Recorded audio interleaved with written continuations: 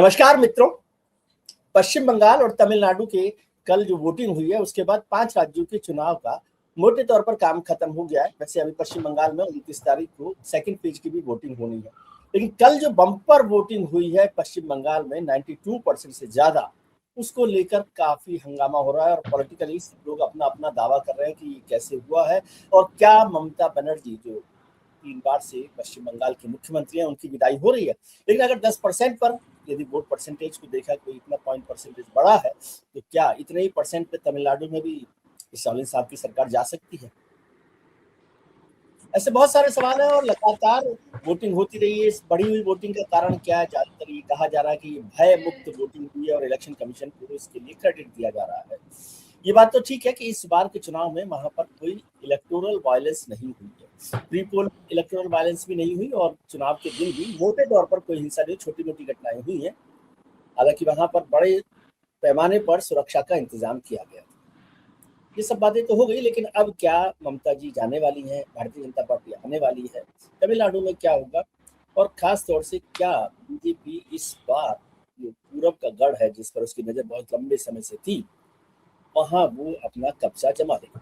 इस सब पर चर्चा करेंगे। हमारे साथ हमारे मित्र आशुतोष जी हैं जो हिंदुस्तान की राजनीति को, बंगाल की राजनीति को बहुत गंभीरता से, बहुत बारीकी से समझते हैं।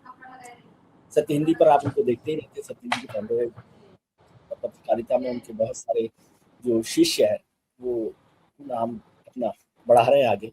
सर बहुत बहुत स्वागत है आपका।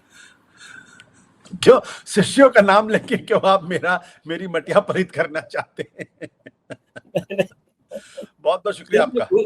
गुरुओं को प्रणाम करता रहता हूँ। बहुत स्वागत है आपका। सर क्या हो रहा है? रात भर से मैं तो समझ नहीं पा रहा, इतना हंगामा हो गया, इतनी बड़ी वोटिंग हो गई है, क्या सब कुछ सारे घर के बदलने वाले हैं पश्चिम बंगाल में? देखिए, इस चुनाव को पर डिस्कशन करने के पहले और पोलिंग पर डिस्कशन करने के पहले 2-3 चीजों पर ध्यान देना हमारे ख्याल से बहुत जरूरी है। पहली बात यह है कि जो पश्चिम बंगाल की जो सबसे बड़ी त्रासदी और सबसे बड़ी विडंबना ये है कि वहां जो वोटर लिस्ट है वो अभी भी इनकम्प्लीट है। मैं इसको बहुत जोर देके इस बारे में कह रहा हूं, इनकम्प्लीट है। और शायद हिंदुस्तान के इतिहास में पहली बार ऐसा हो रहा होगा जब औपचारिक तौर पर वोटर लिस्ट पूरी तरीके से तैयार नहीं है। 27 लाख लोगों के नाम इसलिए काटे गए हैं क्योंकि उनके बारे में जो 2002 का नियम चुनाव आयोग ने खुद बनाया था उस नियम में बदलाव कर दिया और कहा कि लॉजिकल डिस्क्रिपेंसी है, इसके आधार पे आपने 27 लोगों के नाम को पेंडिंग डाल दिया, सस्पेंशन में डाल दिया।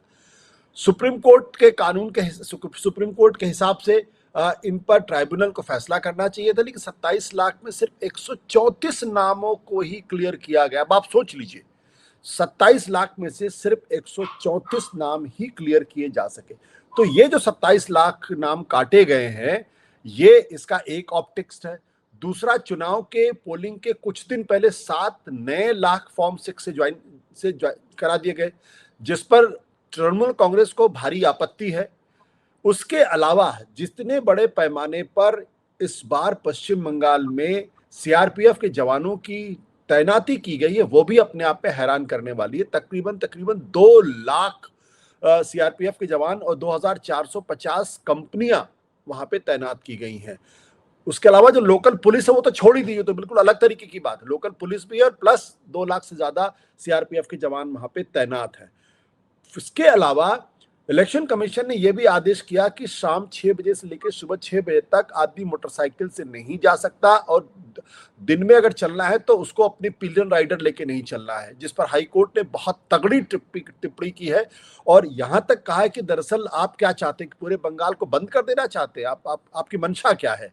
और आपको अधिकार मिल गया इसका मतलब थोड़ी है कि आप इमरजेंसी घोषित कर सकते हैं। प्लस अगर आप देखें तो टीएमसी की जो चुनाव को मैनेज करने वाली संस्था थी आईपैक, 11 अप्रैल को उनके यहाँ 11 जगह पे छापे मारे गए और 13 अप्रैल को उनके डायरेक्टर विनेश चंदेल को गिरफ्तार कर लिया गया। और जानकारी है कि आईपैक ने अपना जो पूरा काम था वो एक तरीके से डिसकंटिन्यू कर दिया या उसको डिसमेंटल कर दिया। प्लस इसके अलावा ममता बनर्जी के जो प्रस्तावक है उनके यहाँ आईटी के छापे पड़े। ममता बनर्जी को जो सिक्योरिटी प्रोवाइड कर रहे थे डीसीपी, उनके यहाँ छापे पड़े। अब इन सब चीजों को अगर आप जोड़ कर देखिए तो ऐसा लग रहा है जैसे पश्चिम बंगाल के अंदर कोई युद्ध हो रहा था, और उस युद्ध के संदर्भ में इन सारी चीजों को हमें देखना पड़ेगा। तर्क क्या दिया जा रहा था, जो अनसेट तर्क है, जो मतलब दरअसल कहीं कहा नहीं जा रहा, तर्क ये दिया जा रहा है कि दरअसल इतनी तैयारी, इतनी सुरक्षा इसलिए की जा रही है क्योंकि पश्चिम बंगाल के अंदर जो वोटिंग का इतिहास है वो वायलेंट है, यानी हिंसा परक वहां पे है। लेकिन उसका जो दूसरा तर्क है, जो बिल्कुल नहीं कहा जा रहा है और जो बताने की कोशिश की जा रही है कि दरअसल ये हिंसा सिर्फ तृणमूल कांग्रेस के लोग ही करते हैं और भारतीय जनता पार्टी के लोग तो पूरी तरीके से संत हैं और वो इस तरीके की किसी कार्यक्रम में हिस्सा ही नहीं लेते हैं। और एक नैरेटिव बनाने की कोशिश की गई है कि बंगाल जो गुरुदेव टैगोर की धरती है, विवेकानंद की धरती है, महर्षि अरविंदो की धरती है, ईश्वरचंद्र विद्यासागर की जननी है, राजा राममोहन रॉय की जगह है, ब्रह्म समाज जहां पे है, जहां पे तमाम चीजें हैं, एक बहुत ही गौरवशाली परंपरा है, बंकिम चंद्र चटर्जी जहां पे है। अब वो बंगाल पूरी तरीके से बदल गया है, वहां सिर्फ हिंसा होती। अब ये जो तर्क है, मुझे लगता है कि किसी भी स्टेट के बारे में ऐसी छवि नहीं बनानी चाहिए और ये छवि बनाना अपने आप में गलत है, क्योंकि इससे जो वहां की आबादी होती है वो अपने आप को अग्रीव्ड महसूस करती है और एलिनेशन का खतरा पैदा हो जाता है। तो अब इस संदर्भ में अगर हम बातचीत करें तो जितने बड़े पैमाने पर 92% पोलिंग हुई है, ये जो 92% पोलिंग है, मैं इसको लेकर बिल्कुल हैरान नहीं हूं, ना इसके आधार पर किसी तरीके का कोई भी विश्लेषण करना चाहता हूं। क्योंकि अगर चुनाव आयोग के अपने ही डेटा को ले लीजिए तो उनके अपने डेटा के हिसाब से करीब 10 से 12% डेडवुड थे, यानी जो मर गए थे या जो दो जगह पे वोटिंग कर रहे थे या जो माइग्रेट कर गए थे, परमानेंटली माइग्रेट कर गए थे। तो अगर आप उस 10% को निकाल दीजिए तो इसका मतलब ये 10% कभी वोट करते ही नहीं थे। अगर कभी नहीं वोट करते थे तो जाहिर सी बात है जो वोटिंग परसेंटेज पहले 80% होनी चाहिए, अब वो वोटिंग परसेंटेज 92% हो गई है। तो उसको लेके मैं हैरान नहीं हूं। हाँ, लेकिन ये जो छवि बनाने की कोशिश पश्चिम बंगाल की गई है, उसको बड़ी चतुराई के साथ ममता बनर्जी ने अपने पक्ष में पलटने की कोशिश की है और उन्होंने साफ तौर पर नारा दिया है, बदलाव नहीं बदला। अब ये जो सेंटेंस का इस्तेमाल हो रहा है चुनाव में, बदला यानी बदलाव नहीं बदला, ये मेरे हिसाब से ये अच्छी स्थिति नहीं है। ये दरअसल चुनाव की प्रक्रिया को, पूरे डेमोक्रेटिक प्रोसेस की स्पिरिट के खिलाफ जाता है। तो उस संदर्भ में अगर आप देखेंगे तो जो बहुत बड़े पैमाने पर लोग निकले जैसा कहा जा रहा है, मैं उसके आधार पर यह कहने की स्थिति में नहीं हूं कि क्या वहां बदला लिया जा रहा है या वहां बदलाव के लिए वोट पड़ रहा है।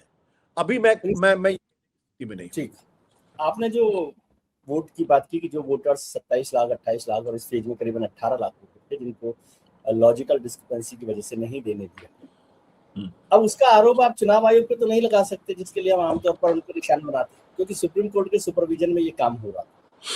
मैं तो इससे बहुत सहमत नहीं हूँ कि किसी को भी नहीं देने का अधिकार मिले। यदि वोट काट दिया जाता तो समझ में आता, जब आपने फैसला नहीं किया तो वोट क्यों नहीं देने दिया गया। लेकिन जब सुप्रीम कोर्ट ही उसको सुपरवाइज कर रहा हो तो फिर किस पर आप उंगली उठाएंगे, क्या कहेंगे आप?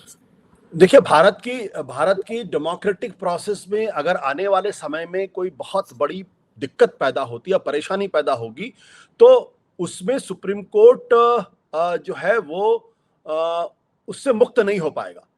मैं बहुत गंभीरता से इस बात को कह रहा हूं, क्योंकि एसआईआर के मसले को जितना सुप्रीम कोर्ट ने लिंगर ऑन किया है और अभी तक उस पर दो टूक फैसला नहीं किया है, इसकी वजह से सारी की सारी समस्या वहां पैदा। और मैं चुनाव आयोग को इसके लिए जिम्मेदार नहीं ठहराता हूं। चुनाव आयोग ने एक फैसला किया और अगर सुप्रीम कोर्ट के अंदर इस एसआईआर को चैलेंज किया गया तो मेरा मानना यह था कि एसआईआर पर से कॉन्स्टिट्यूशनली वैलिड है या वैलिड नहीं है, पॉइंट ऑफ लॉ का प्रश्न था और पॉइंट ऑफ लॉ के प्रश्न पर ही इसका फैसला होना चाहिए था।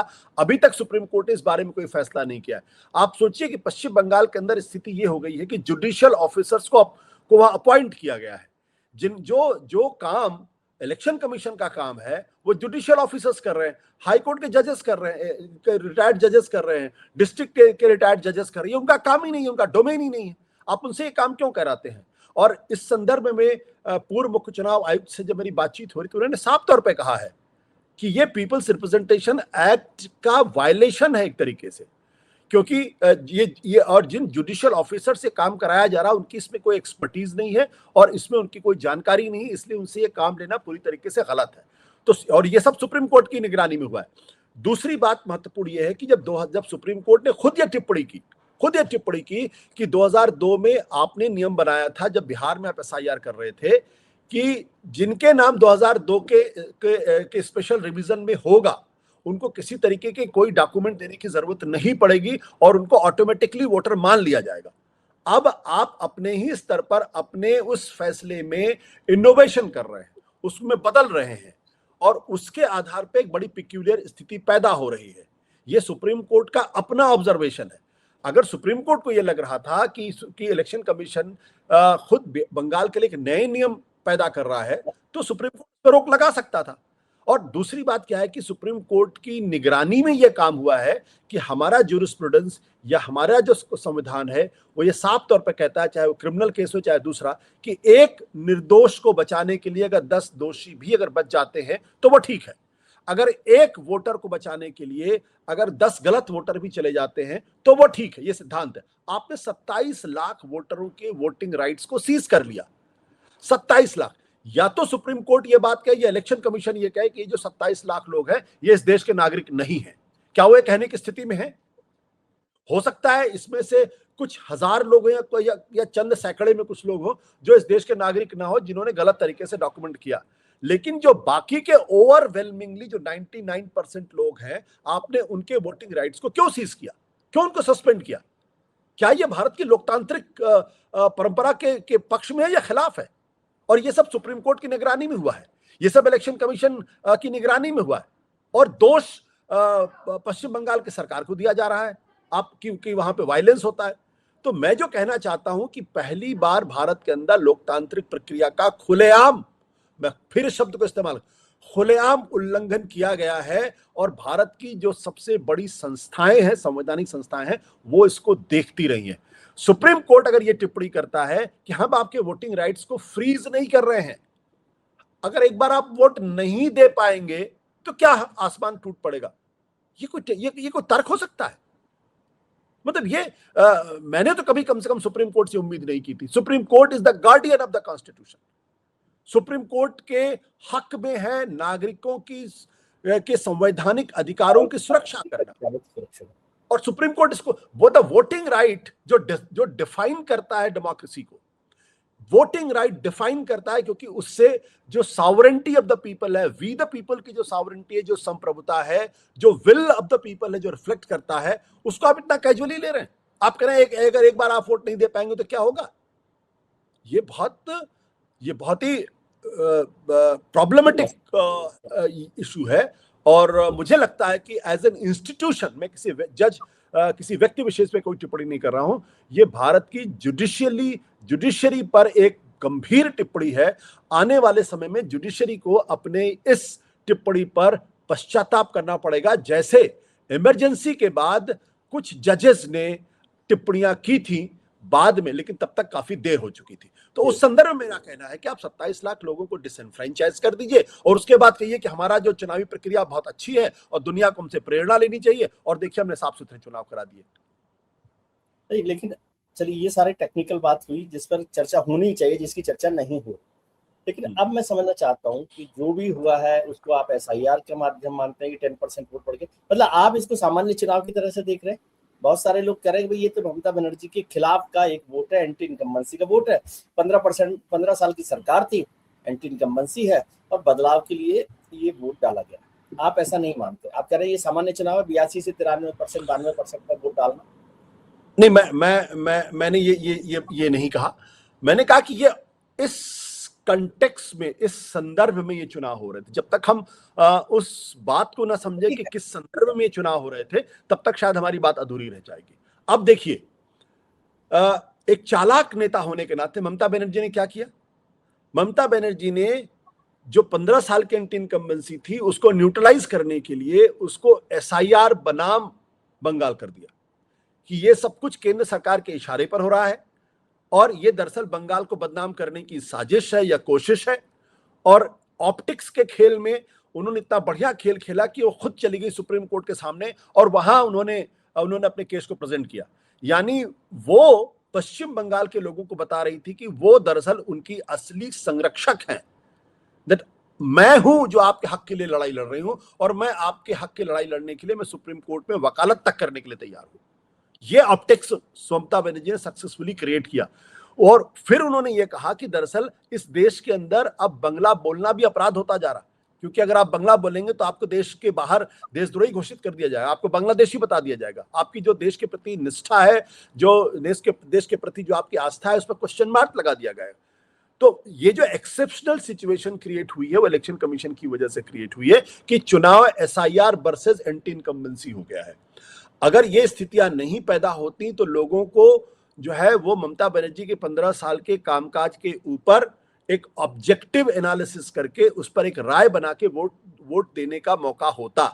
लेकिन चूंकि वो स्थितियां नहीं बन पाई और ऐसा के माध्यम से ममता बनर्जी ने पूरे मुद्दे को हाईजैक किया, मैं फिर हाईजैक शब्द का इस्तेमाल कर रहा हूं, हाईजैक किया और पूरे चुनावी मुद्दे को पूरी तरीके से पलट दिया। अब जो वोट हो रहा है वो ममता बनर्जी के गवर्नेंस पर वोट नहीं हो रहा है, अब इस पर वोट हो रहा है कि दरअसल एसआईआर के माध्यम से या बंगाल की अस्मिता के साथ किस तरीके से खिलवाड़ किया जा रहा। तो इससे किसको फायदा होगा? क्या इससे बीजेपी को फायदा होगा या इससे ममता बनर्जी को फायदा होता? अगर भारतीय जनता पार्टी पूरे इश्यूज को अगर सिर्फ ममता बनर्जी के गवर्नेंस पे रखती तो मुझे ये उम्मीद थी कि ममता बनर्जी को बहुत सारे सवालों के जवाब देने पड़ते और ममता बनर्जी के लिए इस चुनाव में दिक्कतें पैदा होती। लेकिन चूंकि वो ये करने में असमर्थ रही, या ये कह दें कि ममता बनर्जी ने पूरी प्रक्रिया को बहुत चालाकी से एक दूसरी दिशा में मोड़ दिया, इसलिए जिस ईमानदारी के साथ उनकी सरकार पर लोगों को वोट देना था वो फिलहाल नहीं हुआ है। तो क्या नतीजा आता है उसके आधार पर न्यूट्रलाइज कर दिया ममता बनर्जी ने, एंटी इनकम्बेंसी को न्यूट्रलाइज कर दिया एसआईआर के बहाने से। बिल्कुल बिल्कुल बिल्कुल बिल्कुल। तो मतलब आपको नहीं लग रहा कि ये जो 10% वोट बढ़ा है ये इससे ममता जी को कोई नुकसान होने वाला है और वो बरकरार रह सकती है सत्ता में? नहीं, मैं ये मानता ही नहीं कि वोट 10% बढ़ा है। मैं ये मानता था जो डेडवुड थे अब वो सिस्टम के अंदर चूंकि नहीं है तो जितने लोग पहले वोट देते थे उतने ही लोग इस बार भी वोट दे रहे। उसमें 1-2% ऊपर नीचे हो सकता है, इससे ज्यादा नहीं। भाई पहले मान लीजिए 10 वोटर थे, 10 में 2 ऐसे थे जो डेड थे, जो कभी वोट देने नहीं जाते थे, तो 8 में ही पोलिंग होती थी। अब चूंकि हम 10 में काउंट करते थे तो हम कहते थे 80% पोलिंग हो गई। अब 8 में काउंट कर रहे हैं और 8 लोग ही अगर वोट दे रहे हैं तो हम 100% पोलिंग हो रही है। तो मेरा मानना है कि ये मानूं मैं आपकी बात से, ये समझ में आती है क्या मैं गलत समझ रहा हूँ कि एक तो नंबर परसेंटेज ऑफ वोटिंग नहीं बढ़ा और दूसरा ममता बनर्जी ने एंटी इनकम्बेंसी को न्यूट्रलाइज कर दिया एसआईआर के बहाने से, तो ममता बनर्जी के लिए कोई खतरा आप नहीं दिख रहे? मैं पॉलिटिकल सवाल कर रहा हूं। मैंने कहा कि न्यूट्रलाइज नहीं किया, मैं कह रहा हूं न्यूट्रलाइज करने की कोशिश की है। अगर और उसमें वो कुछ हद तक कामयाब होती हुई मुझे दिखाई पड़ रही। ये मेरा भाई अगर न्यूट्रलाइज करने में कामयाब हो जाएंगे तब तो चुनाव जीतेंगे, हारेंगे नहीं वो। उसका तर्क ये, मैं उस तर्क पे नहीं जा रहा हूं। मैं सिर्फ ये कह रहा हूं कि जिस ईमानदारी के साथ उनकी 15 साल के शासन पे, गवर्नेंस पे लोगों को वोट देना चाहिए था, उसमें एक डिस्ट्रैक्शन आ गया है। और राजनीतिक पार्टियां और राजनेता इसमें बहुत माहिर होते हैं। उनको एक मौका मिल गया, उन्होंने कहा कि हम 15 साल में क्यों वोटिंग कराएं, किसी और मुद्दे पर घुमा देते, जैसा कि उन्होंने घुमा दिया इस पूरे मसले पे। अब बीजेपी अगर ग्राउंड लेवल पर उसी मुद्दे पर अगर लोगों को कन्विंस करने में कामयाब रहती है या उस डिस्ट्रैक्शन को न्यूट्रलाइज करने में कामयाब रहती है तो बीजेपी बेहतर स्थिति में होगी। तो मेरा कहने का अर्थ यह कि ममता बनर्जी जीत रही है हार रही, मैं इस पर किसी तरीके का कोई निष्कर्ष नहीं दे रहा हूं, क्योंकि मेरा मानना यह कि जो 27 लाख वोटरों को जो वोटर लिस्ट से हटाया गया है और 7 लाख नए वोटर उसमें डाले गए हैं, इसकी वजह से किसी भी अंतिम निष्कर्ष पर पहुंचना कम से कम मेरे लिए संभव नहीं। मैं आज की तारीख में मैं आपसे नहीं कह सकता, मैं झूठ बोलूंगा अगर मैं कहूंगा, क्योंकि मुझे नहीं मालूम कि किस कॉन्स्टिट्यूंसी में किसके वोटर हट गए, किस कॉन्स्टिट्यूंसी में किसके वोटर नहीं हटे हैं। अगर मुर्शिदाबाद में अगर 12 लाख लोग अगर हट जाते हैं और वहां 95% पोलिंग हो रही है तो एक मैथमेटिकली मैं कुछ कह सकता हूं, लेकिन चुनाव आप जानते हैं कि मैथमेटिक्स के साथ साथ तो केमिस्ट्री का भी खेल होता है। तो क्या ये जो इतनी बड़ी संख्या में वोटर कटे हैं, क्या वो बीजेपी के समर्थक हैं, क्या वो ममता बनर्जी के समर्थक हैं, और क्या इन वोटरों के वोट कटने से क्या ममता बनर्जी के खिलाफ नाराजगी पैदा हो रही है या फिर बीजेपी के खिलाफ नाराजगी पैदा हो रही है? क्या लोग डर के मारे वोट करने जा रहे हैं या डर के मारे वोट करने नहीं? ये सारे वो फिनोमेनन है जो कम से कम मैं अभी नहीं पकड़ने की स्थिति में हूं। आने वाले समय में इस पर रिसर्च होगी क्या होगा, लेकिन मैं कह दूं कि नहीं ममता बनर्जी के सारे वोटर कट गए और बीजेपी को फायदा, तो मैं ये कहने की स्थिति में नहीं हूं। जैसा कि कुछ लोग ये तर्क दे रहे हैं कि दरअसल एसआईआर का एकमात्र मकसद ये है कि जो विपक्षी पार्टियां हैं उनके वोटरों को काट देना। मैं इस तर्क को जब तक खुद विटनेस ना कर लूं तब तक मैं ये कहने की स्थिति में नहीं हूं। इसलिए मैं ये नहीं कहूंगा कि ममता बनर्जी हार रही हैं या ममता बनर्जी जीत रही हैं, या एसआईआर का फायदा बीजेपी को हो रहा है या एसआईआर का फायदा बीजेपी को नहीं हो रहा है। एक शब्द का इस्तेमाल आपने किया अभी, डर। इस चुनाव में डर का इस्तेमाल बहुत, डर शब्द का इस्तेमाल बहुत हुआ। ये चुनाव है जब पहली बार बिना डर के, बिना भय के लोग बाहर निकले हैं और उन्होंने वोट दिया और एक्सप्रेस भी किया है। और दूसरा उसका सबूत है कि कोई इलेक्टोरल वायलेंस बड़े पैमाने पर नहीं, चाहे भले ही आप कहें कि सुरक्षा कर्मी ज्यादा खड़े कर दिए, नहीं कर दिए। एक तो ये बड़ा मुद्दा है जिस पर आप थोड़ा सा टिप्पणी करें। दूसरा जो मुद्दा ज्यादातर लोगों ने कहा कि ये पूरा election polarised election.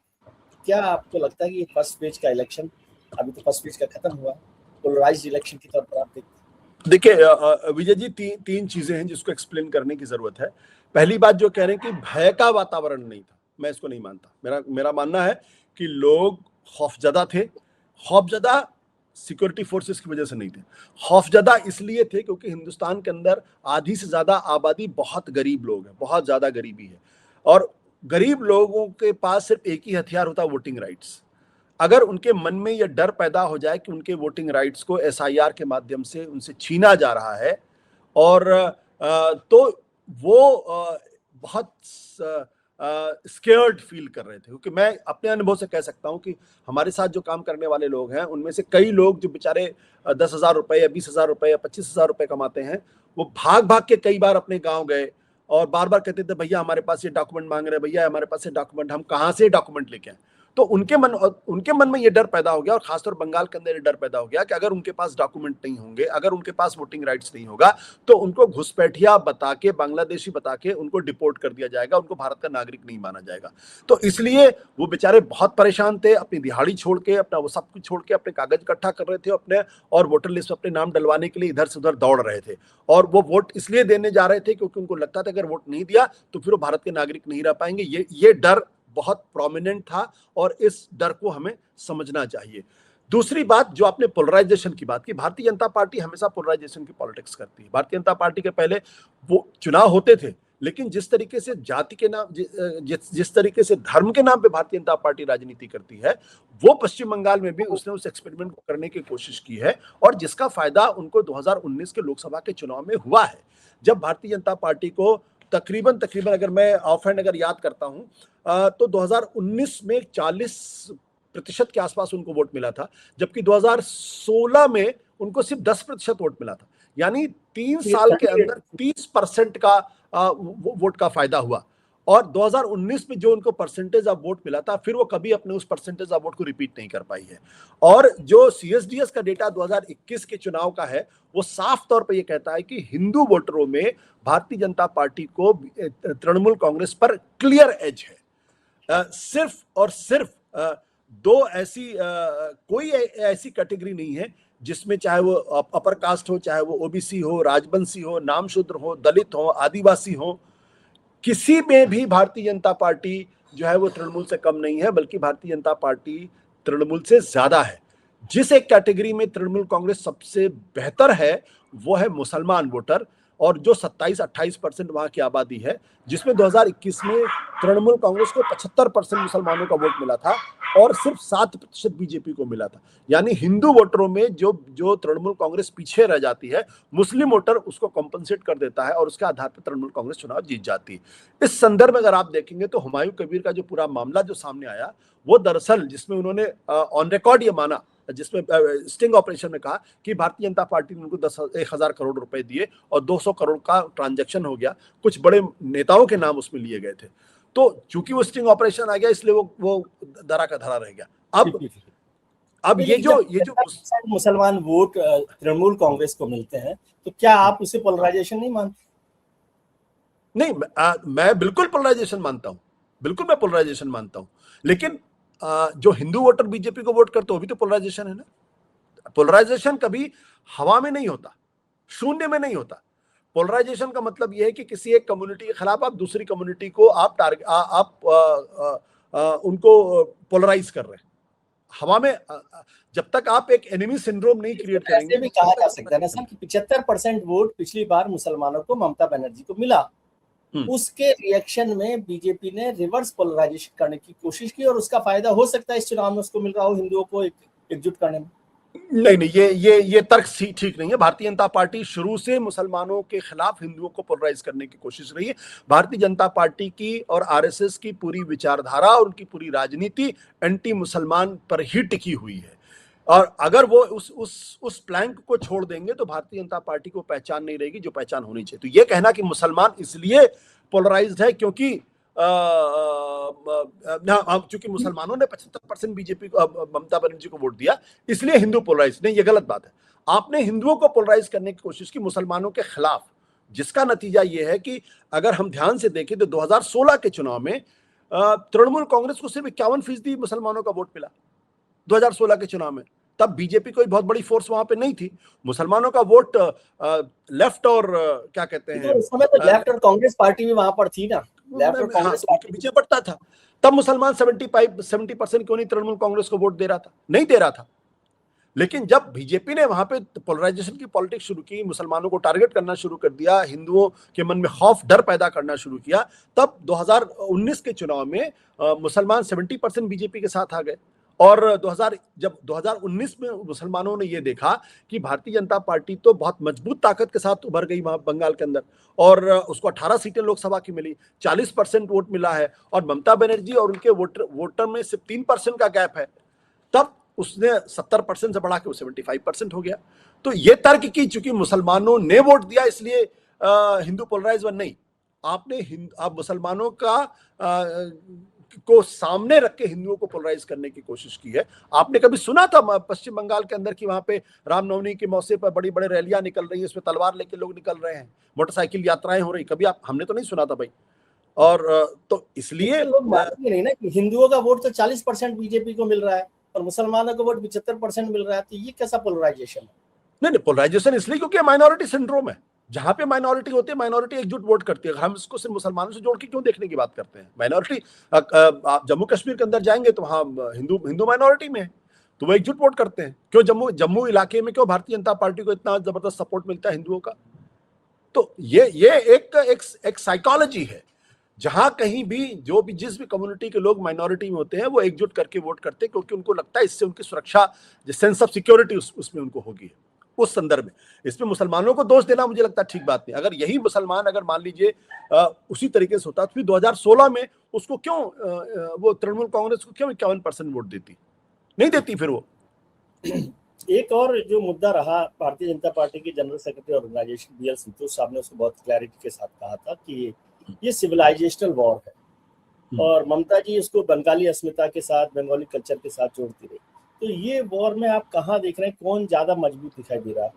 Civilisation war BJP की और ममता जी की बंगाली अस्मिता? देखिए, भारतीय जनता पार्टी और आरएसएस के लोग तो ये भी कहते हैं कि हम 1200 साल से जो है वो युद्ध में हैं और हिंदू ये युद्ध हारना अफोर्ड नहीं कर सकता है। तो BL संतोष क्या कह रहे हैं वो मैं अच्छी तरीके से समझता हूं उस बात को। दरअसल उनका कहना यह कि हम मुसलमानों के खिलाफ लड़ाई लड़ रहे हैं और ममता बनर्जी जो है उस लड़ाई में हमारा साथ नहीं दे रही है। ये उनका पूरा तर्क है। और एक बात और बिल्कुल स्पष्ट है, आरएसएस के निशाने पर 4 बहुत प्रोमिनेंट भारत के जो ज्योग्राफिकल एरियाज हैं, 4 प्रोमिनेंटली उनके टारगेट पे हैं। एक जम्मू कश्मीर जहां मुस्लिम आबादी बहुमत में है, असम जहां पे मुस्लिम आबादी करीब 34-35% है, बंगाल जहां मुस्लिम आबादी 27 से 28% है, और नॉर्थ ईस्ट एरिया जहां क्रिश्चियंस बड़ी संख्या में यहाँ मौजूद हैं। उनको लगता है कि ये वो इलाके हैं जहां पे क्रिश्चियन मिशनरीज या फिर मुसलमान अपनी संख्या को लगातार बढ़ाने की कोशिश कर रहे हैं और यहाँ पे वो हिंदू माइनॉरिटी में हो जाएंगे, ये डर बैठाने की कोशिश करते हैं। वो ये भी कहते हैं, जो गोलवलकर ने अपनी किताब में लिख रखा है कि जहां मुसलमान होते हैं वो छोटे छोटे पाकिस्तान बना लेते हैं। तो ये वो तर्क क्या दे रहे हैं ये बहुत स्पष्ट है। तो BL संतोष क्या कह रहे हैं मुझे इसमें कोई हैरानी नहीं। सवाल इस बात को लेकर ये कि सत्ता के शीर्ष पर बैठे हुए लोग जो इस देश के प्रधानमंत्री, देश के गृह मंत्री हैं, क्या वो इस सच को नहीं देख पा रहे हैं कि जब आप किसी कम्युनिटी विशेष को, जब आप किसी भाषाई समुदाय को जब आप टारगेट करते हैं और उनकी एक गलत छवि बनाने की कोशिश करते हैं मीडिया में बैठे अपने मित्रों के माध्यम से, तो क्या आप उस कम्युनिटी को एलिनेट करते हैं या एलिनेट नहीं करते हैं? तो पश्चिम बंगाल के अंदर जो पॉलिटिक्स इस वक्त हो रही है, विज़ाविज़ पश्चिम बंगाल और विज़ाविज़ तमिलनाडु, दोनों को मैं जोड़कर देखता हूं तो दरअसल केंद्र और राज्य के बीच में दूरियां बढ़ती जा रही हैं और बंगाल के मन में भी ये संदेह एक वोटर के मन में संदेह पैदा हो रहा है और तमिलनाडु के मन में भी संदेह पैदा हो रहा है। और इस डर को स्टालिन भी बढ़ा रहे हैं और ममता बनर्जी भी बढ़ा रही है कि देखिए केंद्र सरकार में जो भारतीय जनता पार्टी की सरकार है वो अपने हिंदुत्व को, अपने हिंदुस्तान को हमारे ऊपर थोपने की कोशिश कर रहे हैं। और जब वो थोपने की कोशिश कर रहे हैं इसका मतलब है कि बंगाल की संस्कृति, बंगाल की अस्मिता, तमिलनाडु की संस्कृति, तमिलनाडु की अस्मिता खतरे में पड़ रही है। इसलिए हम सब लोग इकट्ठा हो जाएं। अब ये जो स्थिति पैदा हो रही है, क्या ये स्थिति देश के लिए ठीक है? मेरा मानना यह है कि चुनाव नागरिकता के आधार पर होनी चाहिए, आदमी की पहचान के आधार पर नहीं होना चाहिए। वो हिंदू है, मुसलमान है, सिख है, ब्राह्मण है, क्षत्रिय है, शूद्र है, तमिल है, आर्य है, बंगला है, पंजाबी, इसके आधार पर नहीं।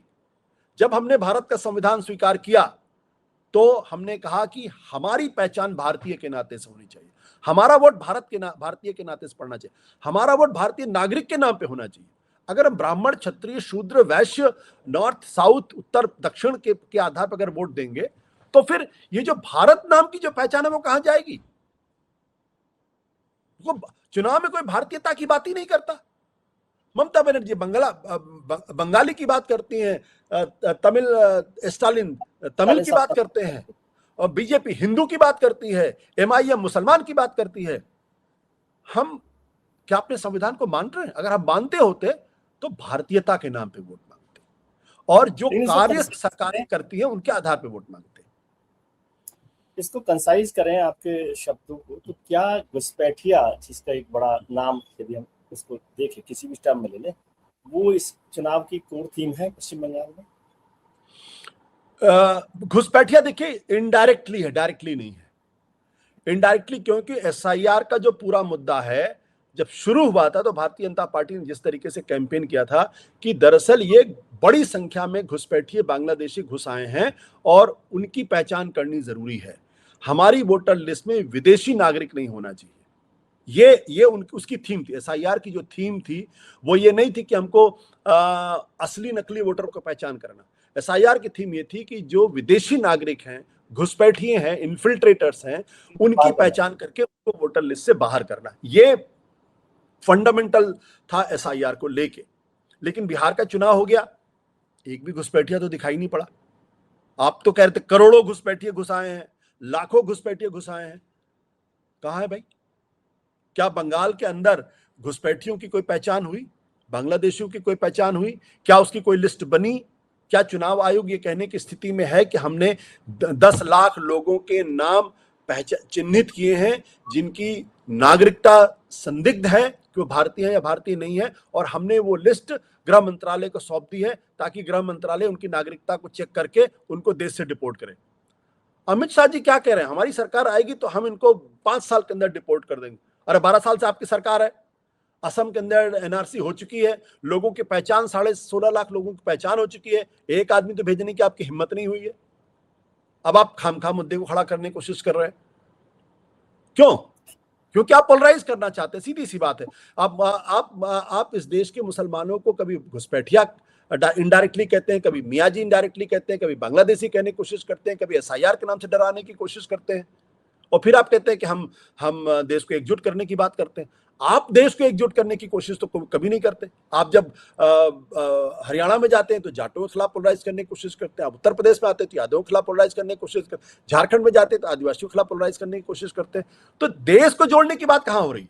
मैं कहा ना, भारत के नाम पे वोट कहां मांगा जा रहा? एक आखिरी सवाल, जब बिहार के चुनाव खत्म हुए और बिहार में भारतीय जनता पार्टी NDA की जीत हुई तो प्रधानमंत्री जी ने कहा था कि बिहार की जो गंगा है ना, बंगाल तक पहुंचेगी, मतलब भारतीय जनता पार्टी की जीत की गंगा बंगाल तक पहुंचेगी। और आज चुनाव के एक फेज खत्म होने के बाद प्रधानमंत्री जी हुगली में वो कर रहे हैं, फोटोग्राफी कर रहे हैं और नौकायान कर रहे हैं, बोटिंग कर रहे हैं। तो क्या वाकई वो गंगा बिहार से बंगाल तक पहुंच जाएगी भारतीय जनता पार्टी? गंगा को क्यों बदनाम कर रहे हैं? राम तेरी गंगा मैली हो गई। भैया राम गंगा को पवित्र रहने दीजिए, उसको मैली मत करिए, उसको गंदा मत करिए। राजनीति जहां पहुंचेगी वो हमारे सारे प्रतीक चिन्हों को गंदा कर देगी। राजीव गांधी ने उठाया था कॉल कि हम गंगा को साफ कर देंगे, साफ हुई आज तक? आज तक साफ हुई? न उमा भारती साफ कर पाए, न मोदी जी कर पाए। वो पॉलिटिकल मैसेज पहुंच रहा है क्या बंगाल में? देखिए पॉलिटिकल मैसेज बनाने में भारतीय जनता पार्टी बहुत आगे रहती है, लेकिन झालमुड़ी से बंगाल के लोग लुभने वाले नहीं है, ये आप तय मान लीजिए।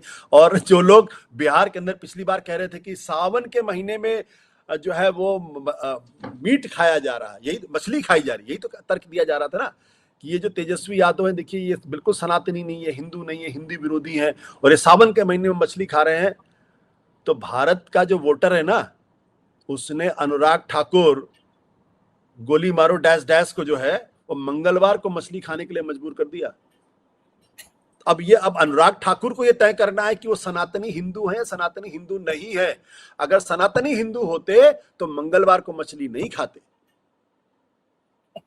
ये तो मुझे जानकारी नहीं कि सनातनी हिंदू मछली खाते कि नहीं खाते मंगलवार नहीं, को। ये मेरा तर्क नहीं है, वो तेजस्वी यादव का वो वीडियो आपको अच्छी तरीके से याद होगा पिछले विधानसभा के चुनाव या लोकसभा के चुनाव में जी, जब वो मछली खाए तो कहा कि सावन में मछली खा रहे हैं तो ये असली हिंदू नहीं है, ये सनातनी हिंदू नहीं है।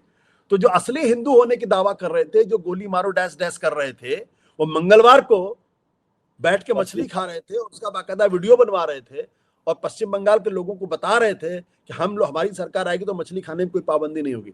तब अनुराग ठाकुर को जवाब देना चाहिए कि भैया डैश डैश डैश, आप असली हिंदू हैं या नकली हिंदू हैं, सनातनी है या सनातनी नहीं है।